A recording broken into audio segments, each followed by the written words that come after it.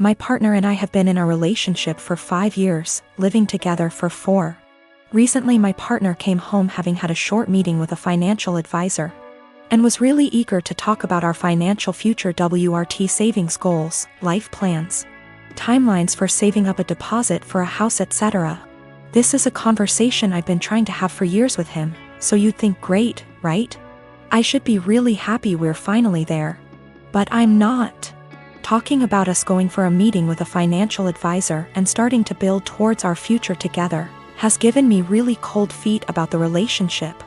I think part of it is why now? I've been trying to talk to him about this for a really long time. With renewed efforts at the start of this year when I landed my first full-time salaried position and was working out my budget / personal savings goals. Just 4 months ago he wouldn't have a conversation about it.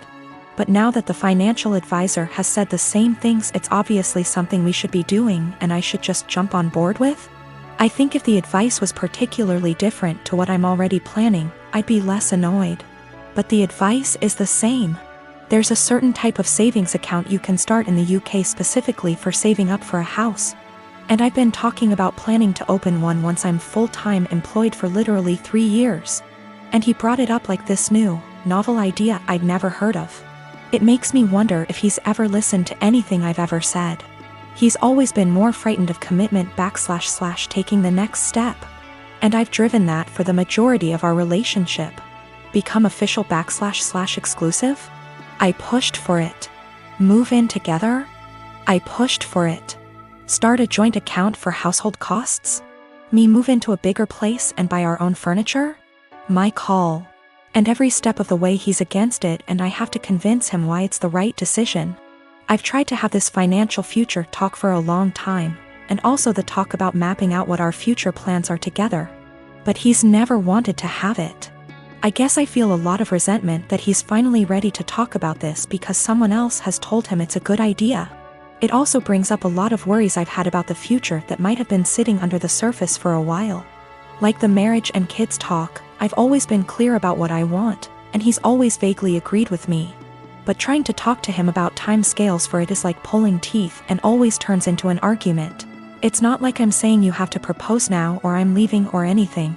It's literally just stuff like, ideally I'd like to be thinking about engagement and buying a house by 28 and married looking to have kids by 30. So he's literally got like half a decade. But we can't have that conversation because he shuts down / gets annoyed / feels pressured. And I have no idea what he wants from the future because he won't tell me. There's a lot of resentment in this post and I feel the need to clarify that I love him. He's my best friend and our day-to-day life is a dream. But I always feel like I'm dragging him into a future he doesn't want. And that he doesn't really trust / listen to me as an equal partner. Until someone else tells him the same things I've been trying to say. I don't want that to be my future. I want someone who has these conversations with me and is excited about taking the next step. This feels like it has been one of the biggest underlying issues in our relationship that we've never been able to address.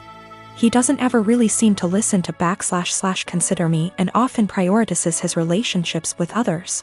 It's like he's expecting that I'll always just be there until he's ready, and that's not a very nice feeling to have. I'm not really sure where to go from here. I guess my big question is how do I move past this resentment into a productive conversation about goals / expectations. I would like to be excited that he's finally ready to take this step together, but I just feel annoyed and uncertain. I would also like to address the issues of not feeling like a priority once and for all. Since previous attempts haven't been successful. So I suppose my other question is how do I make our communication better so that we can actually talk about these things and come up with a plan to fix them? Since my wife and I got married 3 years ago, things have been off. I know that people grow and change with time, but around our wedding, my wife changed drastically. She bleached her dark brown hair blonde right before the ceremony. And I honestly thought I was in the wrong church for a split second when she came down the aisle. We moved into our house right after the honeymoon, and she went into full domestic mode. We'd shared cleaning duties before, but once we moved into the house, she became insistent on doing everything before I could even get to it. Since this is our first house, I thought it was some kind of homeowner nesting thing, but it never stopped. Her hair color is none of my business, and I think most people would be happy not to have to clean. So I honestly didn't really think much of either of those things at the time. The big thing has always been how closed off she got after the wedding. When we were dating, she'd tell me long rambling stories about her feelings and rant to me when she was upset and all that. And I liked hearing about what was going on inside her head. After the wedding, that stopped pretty abruptly. If I ask her how her day is, she will only ever tell me that it was fine or super. She doesn't talk to me about her feelings anymore, ever, even when I explicitly ask, "How do you feel about X?" She also stopped telling me about anything important that happened to her. About a year after we got married, her grandfather died.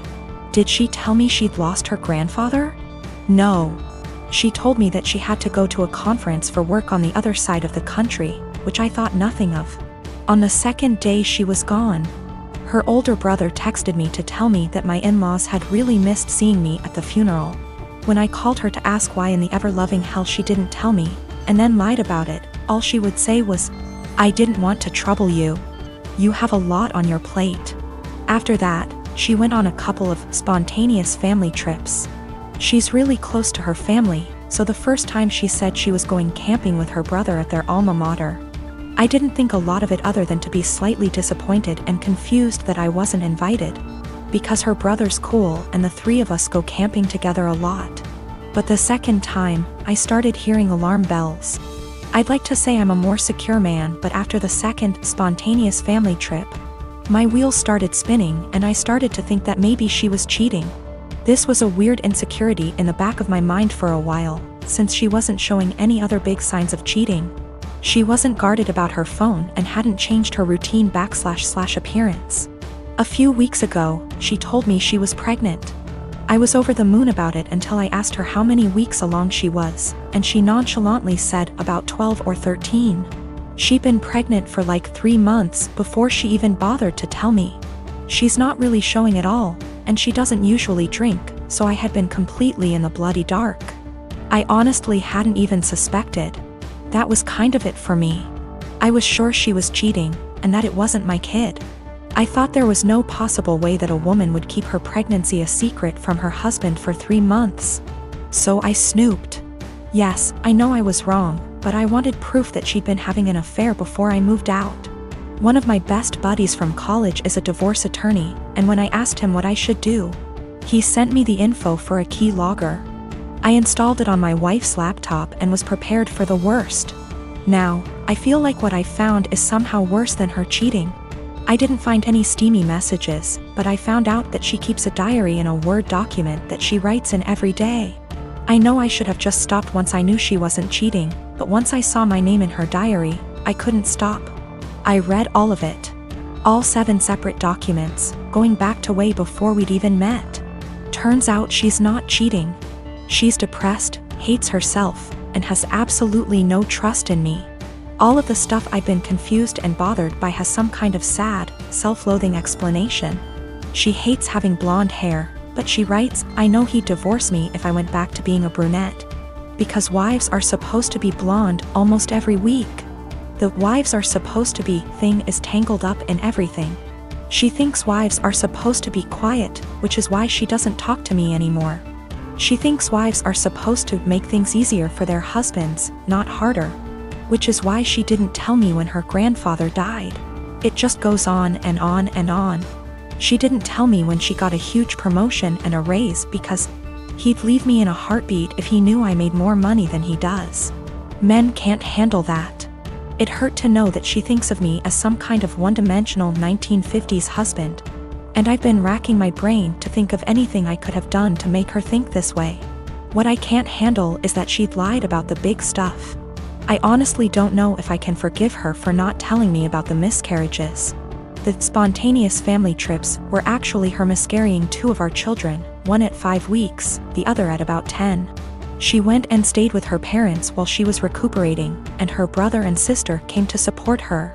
But not me. I didn't get to be there for her, because she thinks I would leave her immediately if I knew that she'd killed our children. She's convinced that she caused both miscarriages because she smoked pot for a long time before we got married. For what it's worth, It sounds like her family tried both times to get her to tell me, but she wouldn't. She finally told me about this pregnancy because her parents threatened to tell me she didn't. I'm just absolutely confused. I don't even know what to think right now. I'm just so baffled because everything she says about me in her diary is insanely nice.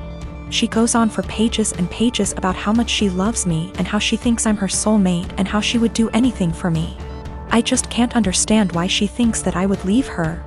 Knowing that she's spent the last 3 years walking on eggshells around me, convinced that I would leave her at the drop of a hat is just so confusing and awful.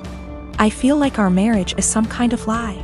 The woman I thought was self-confident and ready to take on the world is actually full of self-loathing and really depressed. I don't know her at all. She's been suffering silently with depression long before we met. She has no faith in me, no trust. She thinks that every hug and kiss I give her and every "I love you" I say is a lie. I just don't know what to do. She obviously needs serious help, but I don't know how to get it for her. I can't tell her that I read her diary. If she has zero trust in me now, I can't even imagine what she'd think if she knew if I read 6 years worth of her private thoughts. I feel like I need to get my in-laws on board somehow, but I don't know what to say to them. I know I can't ignore this, but I feel like any move is the wrong move. About 5 years ago, my now estranged daughter, Edie, cheated on her boyfriend, Brad, and got together with a guy, Ken. He quickly started isolating her from family and my husband and I from her kids. Brad had moved back to his home state devastated after the breakup. I discussed red flags her.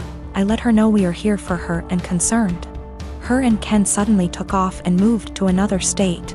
For 5 months, my husband and I worried about her and the kids as we had n//see at all with them. One day CPS showed up at our door with the oldest child. He was obviously injured from abuse that was reported by the school. We had no idea they had moved back to the area. We agreed to take them in.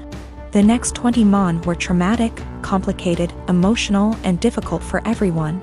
Through it we re-established a relationship with the older child's dad, Dan. Daughter failed to comply with her plan and remained with Ken. Dan worked hard to get custody of his child and he gave Edie scheduled weekly phone calls. She called oldest child 2x nothing since. We agreed to permanent custody of youngest. In the process, I put aside the hurt Edie caused and agreed to scheduled weekly phone calls and supervised visits in person when schedules allowed. Legally, any or no contact is at my sole discretion.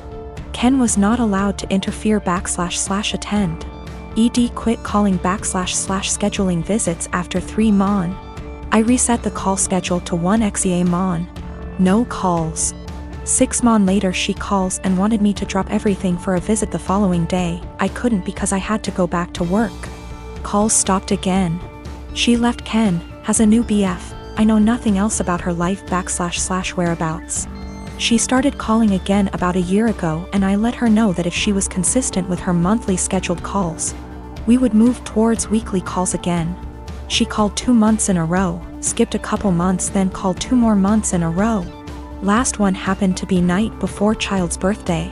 She asked him what he wanted for his birthday. He said a call from her. The next day, as he blew out candles, he said, "My mom is gonna call now." He had the biggest smile on his face. Call never came. He refused my offer to call her. We survived an emotional meltdown. Next month, no call, just a text after with a lame timing excuse as to why and sorry about the birthday call, she didn't feel well. Following month, I get a text that Edie feels ill again, won't be calling. I am beyond frustrated at this point. I have looked past her refusal to rebuild a relationship with us, but when it comes to the kids my heart aches for them. Hey, race where I might be the I responded, "Parents do not get sick time. We all had COVID recently, including me, and I still took care of the children. If you do not have any time for him once a month, I don't want my time wasted with your excuses." Of course, calls stopped again. I'm currently working part-time at a restaurant on my university's campus. I mostly work shifts with this one girl, we'll call her Anna, who is all for the body positivity movement. She embraces her body type and regularly posts inspiring quotes or images on her social media accounts. Personally, I have nothing against this at all. I am also in full support of treating and accepting everyone no matter their body type. However, I do believe that everyone should be healthy, eating right, exercising, taking care of their mental health, etc. Or at least attempting to be. I don't support those who use the body positivity movement as a cloak to shield and justify their unhealthy and damaging behaviors. However, despite being a supporter, Anna regularly comments on my body type. For example, I always bring food for my shifts since I personally think the food there is not the healthiest: burgers, fries, more fried food, etc. Anna will often say things like, "You should eat a burger, you could use a few extra pounds, honey." Or, "You look skinnier than last week. I told you to stop eating salads every day." She'll sometimes even feign concern for me and ask me in private if I was struggling with my weight, and then proceed to tell me that I look way too skinny to be healthy. One time I was changing into my work shirt in the back and Anna saw my stomach and commented that my stomach was starting to look like a man's. I have no idea what that even means, but I doubt it was a compliment. These hypocritical comments have pissed me off. I enjoy eating healthy and cooking my own meals, and I enjoy working out and staying toned. Anna, on the other hand, gorges herself on the food in our restaurant, drinks about 3 cans of Coke per shift, and does not work out. I don't think this is healthy. Finally, during yesterday's shift, this guy I kinda like came in to get some food, and I was super excited to see him. He turned out to be a bit cold towards me, and the whole event was a bit anticlimactic. Oh well. Anna witnessed the whole thing, and after he left, she said, "Maybe he's into Kuvya girls." I basically blew up at her and called her out for all of her hypocrisy.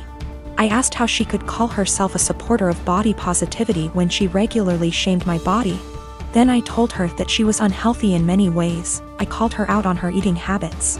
Bitter and jealous of others who are in control of their health and bodies, and deluded for believing that she is healthy and fit. She called me insecure and told me I was being rude. It was reaching the end of our shift, so I clocked out early and left so I didn't have to argue with her more. I was mad for a bit and told one of my best friends. She said that I was right and all, but that I was insensitive in the way I brought it up and suggested that I apologize. I'm standing my ground but want to hear other opinions as well.